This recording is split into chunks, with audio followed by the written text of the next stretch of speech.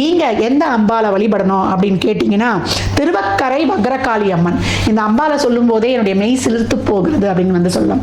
அவ்வளோ அருமையான அம்பாள் அப்படின்னு சொல்லலாம். திருவக்கரை வக்ரகாளி அம்மன் வந்து ஓம் கிரீம் காளிகாயை நமக அப்படின்னு ராகு காலத்தில் கடைசி 24 நிமிஷம் வெள்ளிக்கிழமையில் நீங்கள் வந்து 11:40 அந்த 12 மணிக்குள்ள கடைசி 24 நிமிஷம் குங்கும அர்ச்சனை செய்து ஒரு நல்லெண்ணெய் தீபம், ஒரு நெய் தீபம், ஒரு வந்து இழுப்பெண்ணெய் தீபம் போட்டு வேண்டிய அம்மாவுக்கு கல்கண்டு கருப்பு திராட்சை வச்சு உலர்பழங்கள் வைத்து முந்திரி என்ன வேணாலும் வைத்து வழிபட்டு அந்த அர்ச்சனை செய்த குங்குமத்தை இந்த மந்திரத்தை சொல்லி ஓம் கிரீம் காளிகாயை நமக அப்படின்னு சொல்லி வழிபட்டு அந்த குங்குமத்தையும் வைக்கும்பொழுது உங்களுக்கு இருக்க கண்திருஷ்டி எல்லாரையும் வந்து மேலே எழும்ப விடாது. நம்ம கஷ்டப்படுறோம், சம்பாதிக்கிறோம், எல்லாம் பண்ணாலும் இந்த பொல்லாப்பு பொச்சிரிப்பு நம்மளை வாழவே விடாது அப்படின்னு வந்து சொல்லலாம்.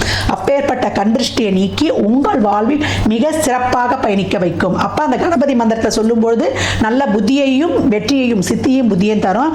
காளியை வழிபடும் பொழுது உங்களுக்கு வந்து அவ அரணாகவே இருந்துடுவாள். வாராகி உங்களுக்கு வாழ்நாள் முழுவதும் நல்ல பலன்களை வாரி வழங்கிடுவாள் சொல்லலாம். கும்பராசி இருக்கக்கூடிய அனைவரும் இந்த 26 தாறுமாறாக கடக்க இதை பின்பற்றினாலே வாழ்க்கையின் உச்சத்தை தொட்டிடலாம். என்னைக்குமே கிரகங்கள் வந்து மாறிக்கிட்டு தான் இருக்கும், செஞ்சுக்கிட்டு தான் இருக்கும். அதனால 7 சனி, அஷ்டம சனி, அத்தாத்தம் சனி கலங்கி நிற்கக்கூடாது. கும்பம் நல்லது செஞ்சு இரையாற்றலாக உங்களை சுற்றி வந்து ஒரு கேடயத்தை போட்டுக்கொள்ள வேண்டும். கும்ப ராசி லக்னத்திற்கு நல்வாழ்த்துக்களை தெரிவித்துக் கொள்கிறேன்.